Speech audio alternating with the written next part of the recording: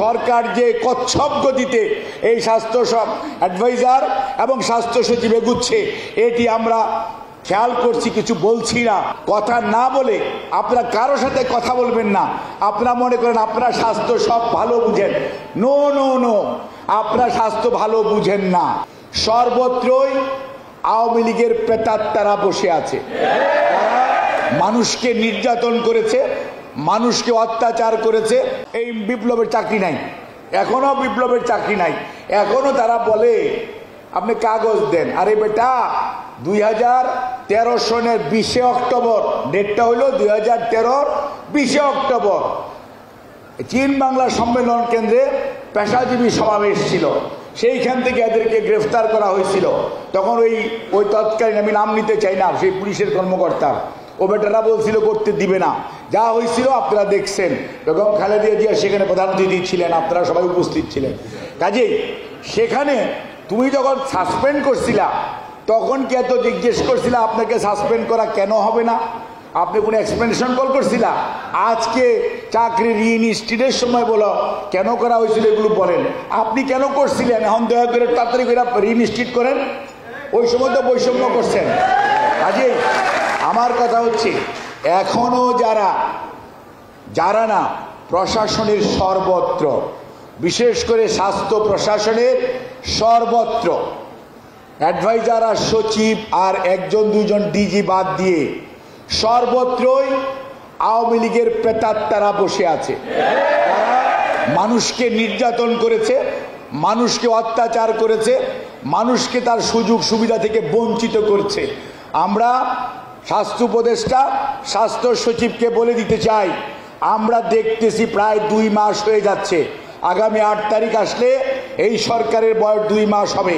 মনে রাখবেন, বৈষম্যের শিকার স্বাস্থ্য কর্মকর্তা এবং স্বাস্থ্য খালি চিকিৎসক না, এখানে যত নার্স থেকে শুরু করে যত কর্মকর্তা আছে, দুর্নীতির সাথে যারা জড়িত, যারা হাজার হাজার টাকা দিয়ে বালিশ কিনছে, যারা হাজার হাজার টাকা দিয়ে মশারি কিনছে, যারা হাজার হাজার টাকা দিয়ে মাস্ক কিনছে, প্রত্যেকটা লোক যার যার চেয়ারে বসে আছে।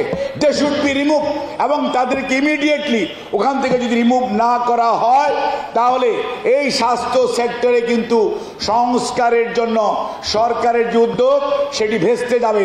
সরকার যে কচ্ছপ গতিতে এই স্বাস্থ্য সব অ্যাডভাইজার এবং স্বাস্থ্য সচিব এগুচ্ছে, এটি আমরা খেয়াল করছি, কিছু বলছি না।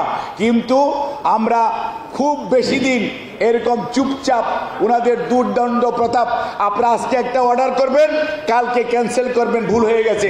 এ কাজ করতে যে আপনাদের প্রতি আমাদের বিশ্বাস কমে যাচ্ছে। আপনাদের প্রতি আপনারা যে কাজ করতে পারবেন, আমরা আশ্বস্ত হতে পারছি না। কাজেই আপনারা নিজেদের যে এফিসিয়েন্সি, যোগ্যতা, কাজ দিয়ে প্রমাণ করেন।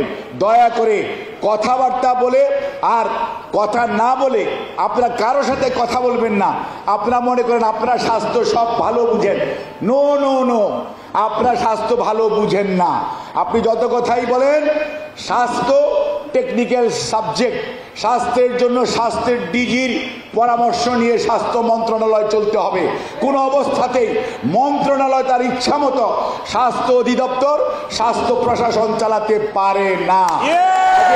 সারা পৃথিবীতে স্বাস্থ্য অধিদপ্তর বলেন, স্বাস্থ্য বিভাগ বলেন, পরিবার কল্যাণ বলেন, এটি পরিচালনা করে টেকনিক্যালি সাউন্ড পিপুল। আর এখানে দেখা যাচ্ছে সবচেয়ে আনসাউন্ড নন টেকনিক্যাল লোকদেরকে বসিয়ে রাখা হয়েছে, এবং যার জন্যই তারা আজকে বিড়াল হলে কি হবে, ইঁদুরও ধরতে জানে না। যারা দুর্নীতির সাথে সম্পৃক্ত ছিল, যারা অত্যাচার নির্যাতনের সাথে সম্পৃক্ত ছিল, 17 বছর স্বাস্থ্য ব্যবস্থাকে কুরে কুরে খেয়েছে, লুটে পুটে খেয়েছে, তারাও আজকে অধিদপ্তরে মন্ত্রণালয়ে বাসা বেঁধে বুক ফুলিয়ে চলছে। কাজেই আমরা বলতে চাই, অনতিবিলম্বে এদেরকেও প্রত্যাহার করুন।